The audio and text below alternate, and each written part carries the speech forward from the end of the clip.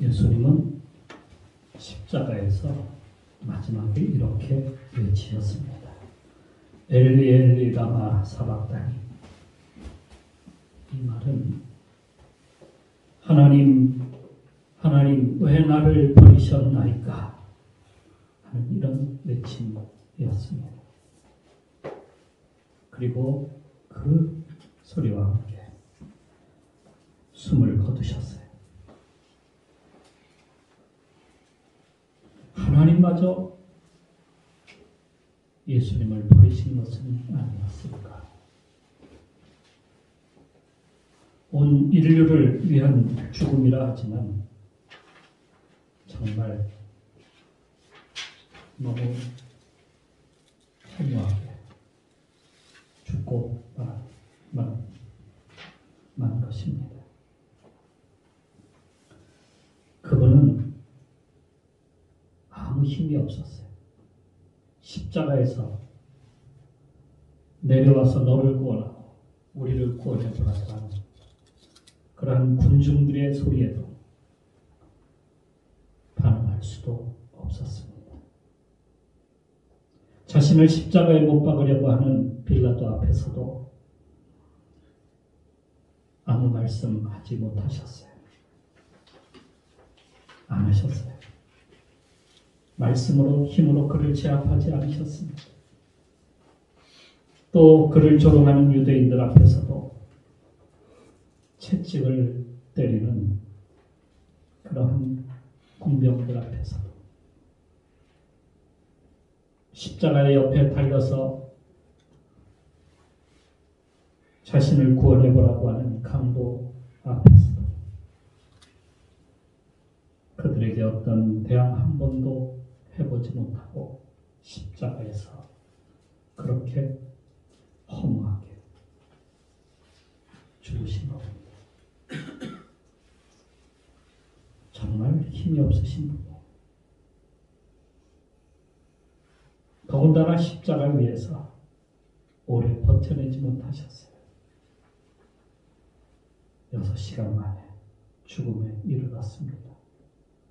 죽음을 이기기엔 턱없이 힘이 모자랐어요. 그냥 숨을 헐떡일 뿐이었습니다. 고개를 떨구자 군병들이 기다렸다는 듯이 창으로 그의 옆구리를 찔렀어. 심장에 그 창끝이 닿고 심장이 터져서 모든 피를 다 흘리시며 완전히 숨이 끊어지고 말았습니다. 사람들은 돌아올 수 없는 강을 건넜다 이렇게 말을 합니다. 사람들 눈에는 정말 아무것도 아닌 죽음, 허무한 죽음처럼 그렇게 보였습니다. 정말 죽음이야말로 돌이킬 수 없는 강을 건너는 것입니다. 이것을 사람들은 만유 인류의 법칙에 속한다고 그렇게 말을 하죠. 다른 말로 하면 중력의 법칙에 돌이킬 수 없는 것, 다시 돌아갈 수 없는 것, 그게 바로 중력의 법칙이에요. 죽음은 돌이킬 수 없는 중력의 법칙이 작용하는 겁니다. 물도 높은 곳에서 낮은 곳으로 흘러내립니다. 거꾸로 올라가려면 어떤 강력한 힘이 받침이 되어야 되죠. 모터에 힘이 있어야 된다든지 뭔가 끌어올리는 강력한 것이 있어야 된다 하는 것입니다. 그러니까 중력을 이기는 힘이 있어야 되는 거예요. 비행기가 하늘을 나는 것은 그것은 중력을 이기는 힘이 있기 때문에 바로 하늘을 나는 것이죠. 그런데 예수님은 중력을 이길 만한 힘이 없었어요. 예수님은 무슨 배트맨도 아니고 예수님은 무슨 슈퍼맨도 아니셨어요. 그래서 하늘을 나는 힘도 없었고 또 죽음에서 다시 일어날 수 있는 그러한 불사신과 같은 힘도 없으셨어요. 그냥 땅에 묻히신 겁니다. 그래서 사람들은 지금도 예수님의 부활을 믿지 않습니다. 어떻게 피를 다 흘리고 몸이 다 망가진 상태에서 죽은 자가 어떻게 살아날 수 있느냐? 누가 훔쳐간 것은 아니냐? 그럼에도 성경은 우리에게 말씀하고 있습니다. 예수님이 부활하셨다. 죽음을 깨고 예수님이 일어나셨다. 이렇게 선포하고 있습니다. 중력의 힘은 지구에서 작용하는 지구의 힘입니다. 그러나 우주에 나가면 중력이 작용하지 않아요. 중력이 사라집니다. 그러니까 예수님께서 일어나신 힘은 어디에 속한 힘이냐면 하늘에서 온 힘이에요. 그러니까 우주의 힘이 그를 일으켜 놓으신 겁니다. 오늘 본문의 말씀에 의하면 이렇게 쓰고 있어요. 부활의 몸이 무엇이냐? 바로 하늘의 형상을 덧입는 것이다. 하늘의 형상을 덧입는 것. 그러니까 우주의 그 힘이 그분에게 작용했다라고 이렇게 말씀을 하고 있는 겁니다. 하늘의 형상은 생명이며 하늘의 형상은 신령한 것입니다. 하늘의 형상은 이 땅에 흙에 속한 것이 아닙니다. 그래서 중력을 이기는 거예요. 보십시오. 예수님이 지난 다음 날 오후 햇살을 받으며 엠마오로 향하는 글로바라 하는 사람과 그의 아내가 함께 고향으로 내려가고 있었는데요. 예수님께서 그들에게 함께 하신 겁니다. 그들에게 그들과 함께 할 때에 떡을 떼어서 축사하시고 나눠줄 때에 그들이 마음이 막 뜨거워지고 우리가 지금 예수님을 만나고 있는 것이 아니냐 이렇게 그들에게 부활하신 예수님은 확신이 들었어요. 그런데 바로 얼마 후에 예수님은 다락방에 나타나셨어요. 제자들이 모여있는 곳에 주님이 오셔서 그들에게 보이셨어요. 그런 것을 볼 때에 주님은 바로 어떤 시공간을 갖다가 초월하는 3차원 세계에 있는 것이 아니라 부활의 몸이라고 하는 것은 바로 우주의 몸을 갖다가 입은 것이다 하는 것을 알 수가 있는 겁니다. 그리고 거기서 주님께서는 어떻게 하시냐면 생선을 드셨어요. 생선이 있었는데 먹을 것이 있느냐 했더니 생선을 드렸어요. 그랬더니 생선을 잡수셨다. 식사도 하셨다. 무슨 어떤 귀신과 같은 어떤 영혼이 떠돌아다니는 그러한 것이 아니다 하는 것을 보여주는 장면입니다. 거기에 도마가 없었어요. 도마가 나는 예수님을 갖다가 그 손을 만지지 않고서는 옆구리에 손을 넣지 않고서는 나는 믿지 못하겠노라 이렇게 말을 했어요. 그런데 정말 예수님께서 어느 한날 도마가 있는 제자들과 도마가 있는 그곳에 오셨어요. 도마에게 말씀하셨어요. 내 손에 그 못자국 난 손을 갖다가 보여주시면서 손을 만져보라. 그리고 옆구리에 손을 넣어라. 주님께서는 분명히 그 몸이 분명히 있지만은 그러나 그 몸은 우주의 역사, 하늘의 역사를 갖다가 더디고 그러한 몸이다 하는 것을 우리가 볼 수가 있는 겁니다. 도대체 유령도 아니고 어떤 하늘의 형상이라는 것은 어떤 것인가? 새로운 형체인가? 우리가 다시 한번 생각해 보지 않을 수가 없습니다.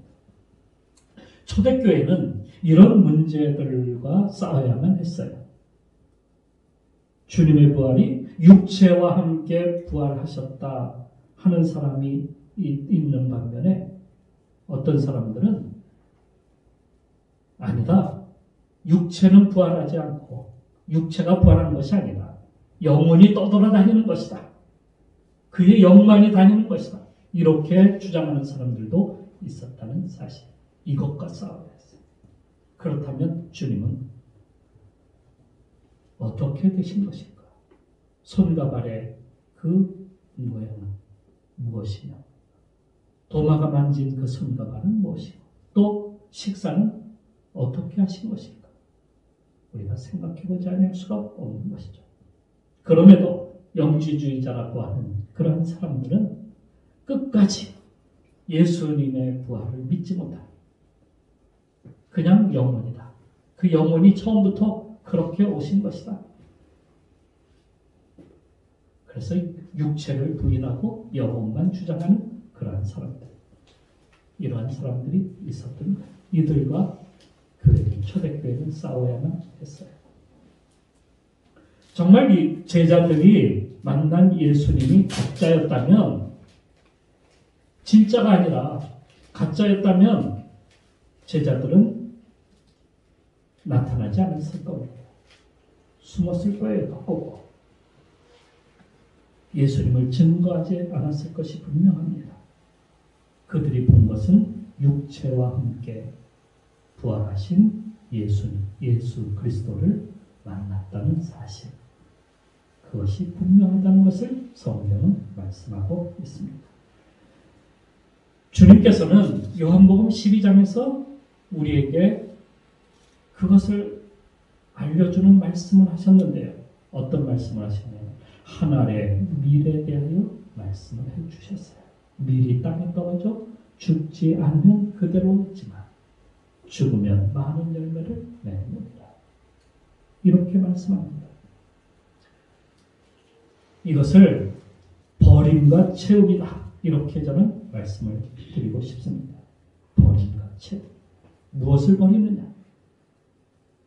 우리의 육체를 갖다가 버리고 다시 신령한 능으로 다시 나오는 것. 그것을 체험을 입는 것이다. 하늘의 밀은 아무 힘이 없습니다. 빵을 만들 수도 없고 배를 불릴 수도 없습니다. 하지만 그것이 흙에 들어가서 거기서 썩기 시작할 때에 죽으면 놀라운 일이 일어나는 거예요. 그 씨가 그 속에서 죽으면서 새로운 생명이 거기서 나오는 거예요. 그리고 거기에는 또 많은 열매를 맺게 되죠. 그것으로 떡을 만들 수 있고 빵을 만들 수 있고 사람들을 배불리게 할 수 있게 되는 겁니다. 여러분, 부활절이 되면 우리가 새계란을 만들어서 같이 나누게 됩니다. 이 계란을 보게 되면 이 겉에는 이 알 속에 겉은 흰자이고 속은 노란 자입니다. 어미닭이 이 유정란을 갖다가 무정란 말고요. 유정란을 21일 동안 품고 있으면 거기서 병아리가 나오게 되죠. 예쁜 병아리가 나옵니다. 흰자위와 그 노른자위 속에 거기는 단백질로 이루어졌는데 그 속에 검은 점 같은 배아가 있어요. 그 배아가 생명이 되는 겁니다. 노른자위와 흰자위의 그 영양분을 갖다가 다 먹어봐요. 그러니까 흰자위와 노른자위 그거는 다 죽는 거예요. 그리고 거기서 생명이 점점 자라서 마지막에는 병아리가 계란을 깨고 그 껍데기, 그 껍질을 깨고 밖으로 나오게 되는 것이죠. 이게 21일 되는 날 나오게 됩니다. 생명의 비밀이에요. 이게 생명의 비밀입니다. 주님은 자신의 몸을 십자가에서 온 인류를 위해서 다 내어주셨습니다. 그리고 무덤으로 내려가셨어요. 하지만 하나님은 죽음 가운데서 그를 다시 일으켜 세우셨어요. 우주의 기운을 갖다가 그분에게 주신 겁니다. 이로 인해서 주님을 믿는 자에게 생명을 주셨습니다. 지금도 주를 믿는 자에게 생명의 풍성함을 갖다가 날마다 더하고 계신다는 사실이에요. 누가 자신의 몸을 희생한단 말입니까?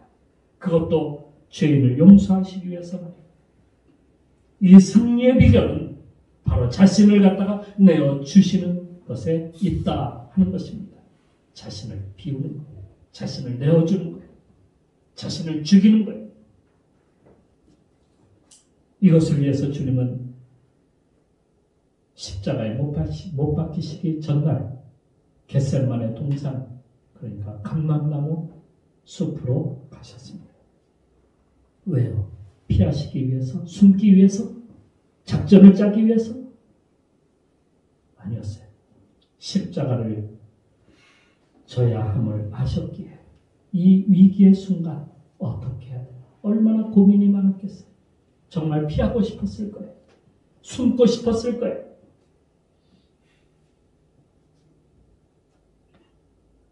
이 위기를 놓고 주님은 기도하시기 위하여 그곳에 가신 겁니다. 이 땅에서 드리는 마지막 기도일 수 있었어요. 어떻게 기도하셨을까요? 살려달라고 애원했을까요? 그렇습니다. 그분도 육체이기 때문에, 연약한 육체를 가지셨기 때문에, 아빠 아버지요, 아버지께서는 모든 것이 가능하오니 이 잔을 내게서 옮겨 주옵소서. 그러나 나의 원대로 마옵시고 아버지 원대로 하옵소서. 여기서 이 잔은 십자가의 죽음을 의미하고 있습니다. 얼마나 기도했으면 누가복음에서는 땀방울이 핏방울이 떨어지듯이 떨어졌다, 이렇게 쓰고 있습니다. 지금 두 가지의 길을 놓고 간절히 기도하고 있는 겁니다. 하나는 고난을 피해서 도망하느냐, 아니면 십자가에 달리느냐. 육체가 생각하고 육체가 바라는 것은 무엇입니까? 도망하고 피하는 거예요. 그런데 그 육체를 매다는 거예요. 그래야 사는 거예요. 그 고난과 고통을 싫어하고 원하지 않는 육체를 십자가에 내어 주시는 겁니다. 이것이 주님이 버리신, 내어 주시는 겁니다. 이럴 때 우리는 어떻게 할까요? 내어놓지 않으려고 애를 씁니다. 포기하지 않으려고 우리는 얼마나 몸부림치는지 몰라요. 죽어야 되는데 죽지 않습니다.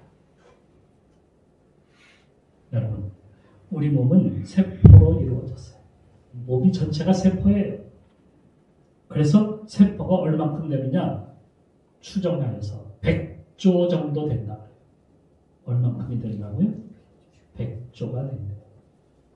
그 정도는 많대요. 우리의 피도 세포예요. 손톱도 세포예요. 머리카락도 세포예요. 여러분이 흘리는 눈물도 세포입니다. 물론 장기에 따라서 세포의 수명이 다르지만은 보통 1초에 160만 개의 세포가 죽고 새로 태어난다는 거예요. 물론 나이가 들수록 죽는 것은 더 많아지고 새로 태어나는 것은 적습니다. 그런데 세포가 가끔 반란을 일으켜요. 죽어가요. 없어져야 되는데 소변으로 내려가고, 그죠? 배설물이 되어서 땀으로도 노폐물로 다 씻겨 나가야 되는데 안 나가고 버텨. 그러면 뭐가 된다? 암덩어리가 되는 거예요. 그 세포가 분열하기 시작해. 분열해서 내 몸에서 달라붙어가지고 안 나가. 그게 암덩어리예요. 죽어야 되는데 죽지 않으면 우리가 어떻게 되는 거예요? 암덩어리가 된다는 사실을 알아야 돼요. 주님은 하나님의 뜻에 따라 모든 인생을 구하시기 위하여 자신을 내어 주셨습니다. 그러면 그것이 끝입니까? 땅에서는 죽지만 하늘의 것을 덧입는 겁니다. 우리가 죽지 못하니까 하늘의 것을 덧입지 못하는 거예요.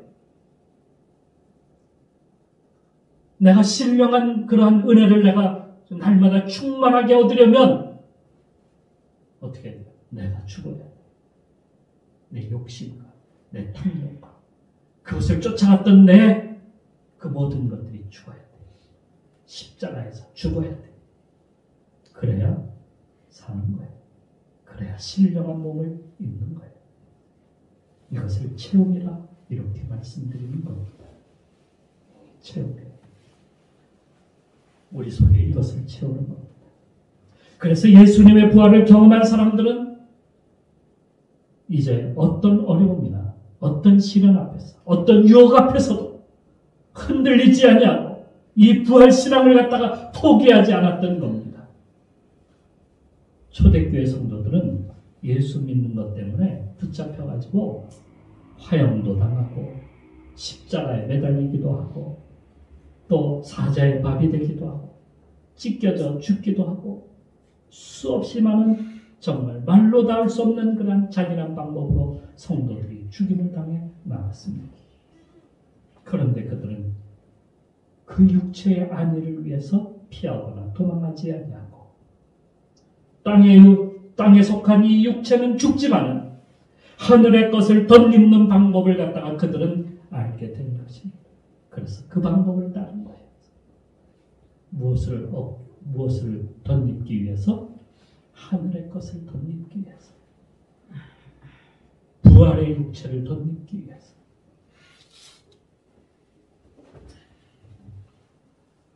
저는 구약에서 이것을 야곱에게서 볼 수 있다고 말씀드릴 수 있어요. 야곱. 형 에서를 피해서 더 이상 도망할 것이 없을 지경으로 그의 삶이 그렇게 거기에 머물게 되죠.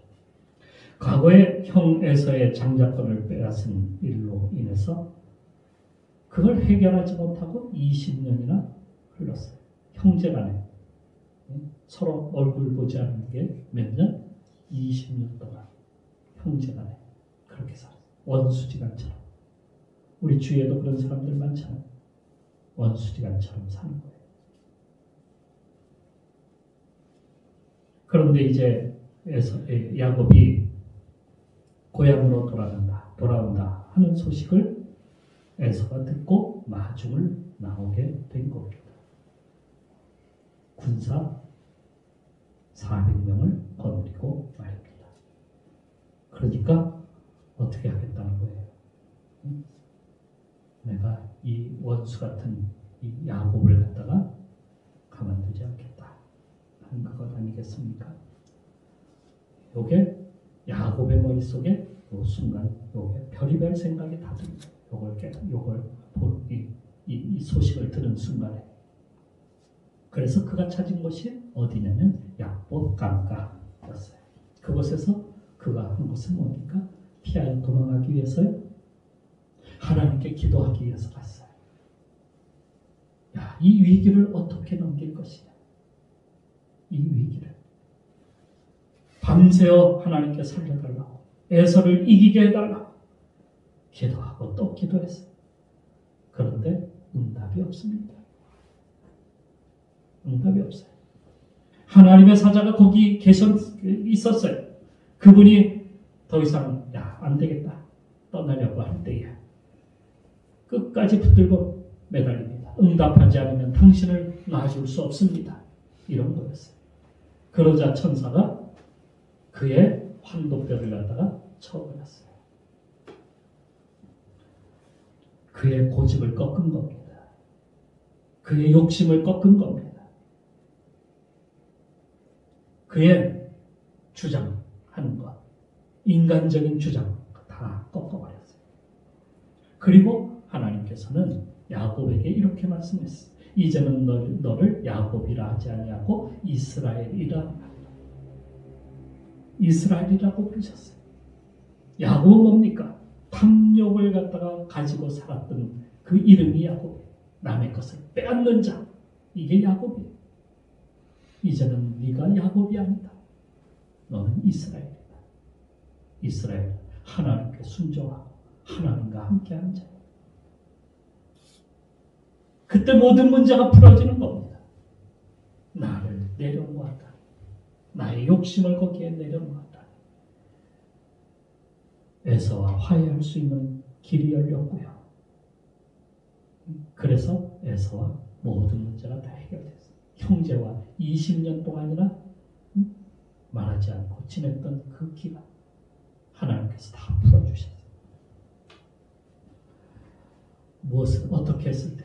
나를 내려놓았을 때 그때에 이러한 놀라운 복을 얻게 돼요. 이게 부활의 능력이에요. 세상의 욕망과 탐욕을 버리고 하늘의 것을 덧입는 겁니다. 여러분 죽을 때도 잘 죽어야 돼요. 죽지 않으려고 발버둥 치고 막 애쓰는 사람들이 있습니다. 육체를 내려놓고 하늘의 것을 입도록 힘써야 돼요. 전 지금까지 많은 분들의 그 운명하는 모습들을 갖다가 지켜보았어요. 그 중에 예수 믿는 사람들의 운명을 보게 되면 믿지 않는 사람과 다르다는 것을 발견했어요. 믿지 않는 사람들은 막 죽지 않으려고 막 소리 지르고, 막 어떤 분들은 그 얼굴이 막 심하게 일그러지고 막 그래요. 무슨 미련이 그렇게 많은지. 죽는 순간에도 죽지 않으려고 그렇게 애쓰는 그러한 모습. 그러니 막 얼굴이 일그러지죠. 여러분, 우리는 언젠가 다 죽습니다. 그런데 그것을 주님의 뜻으로 받아들일 때에 그때에 우리는 새로운 몸을 덧입게 된다는 사실입니다. 그게 하늘의 거예요. 하늘의 것. 어떤 분들은 자기 부모님이나 또 가까운 사람이 죽어요. 근데 아직도 못 놓고 있어. 그걸 내려놓지 못하고 있어. 왜요? 하늘에 갔다. 하나님 품에 올라갔다. 하늘의 것을 덧입는다 하는 것을 믿지 못하니까. 그런 거. 믿어야 돼. 하나님께 하나님의 그 하늘의 형상을 덧입는다는 사실을 우리는 알고 기쁨으로 우리가 보내야 된다 하는 것입니다. 요즘 우리 사회에는 죽지 않으려고 애쓰는 사람들이 너무 많아요. 그럴수록 세상이 점점 어떻게 되나요? 암덩어리로 가득 차게 되는 거예요. 죽지 않으려고 애쓸 때마다. 장렬하게 우리는 죽어야 돼요. 죽을 때는 장렬하게 죽어야 돼요. 죽지 않으려고 도망다니고 어떻게 하든지 음모를 꾸미고 남을 갖다가 오히려 해하려고 하고 하면 할수록 세상은 어떻게 돼요? 점점 더 암덩어리와 같은 그러한 존재들로 가득 차게 된다. 그런데 죽지 않으려는 정치인들, 죽지 않으려는 기업인들, 죽지 않으려는 종교인들이 너무너무 많아요. 내가 미랄이 되고자 할 때에 세상에 생명을 더해주는 겁니다. 많은 열매를 더해주는 겁니다. 오늘 우리도 죽어야 돼요. 내가 죽어야 우리 가정이 편안해질 수 있어요. 내가 죽어야 하늘의 것으로 충만해질 수 있어요. 내가 죽지 않으니까 자꾸 어떻게 돼? 여유가 없어 나는. 오히려 점점 욕심이 더 커지고 점점 더 싸우고자 대들고 이렇게 되고 그런데 하늘의 형상을 입으면 모든 것이 기쁨으로 변하고 모든 것이 새로워지고 생명이 넘치게 되고 열매가 맺혀지게 되고 그리고 더 큰 여유를 가지고 세상을 바라보게 된다는 사실입니다. 오늘 사랑하는 성도 여러분, 부활의 능력을 입읍시다. 그것은 우리가 이 땅에서 얻는 것이 아니에요. 나에게서 나오는 것이 아니에요. 어디로부터? 하늘로부터 임하는 거예요. 하늘에서 나에게 덧입혀지는 것. 오늘도 그것을 덧입고 나아갈 때 나는 나의 욕심과 이 땅에 속한 것들은 다 십자가로 내보내서 죽이고, 그래서 죽임을 통해서 하늘의 것을 덧입고 많은 열매가 넘쳐지는 역사를 우리가 모두가 갖고 살아가시기를 주님의 이름으로 축원합니다. 기도하겠습니다.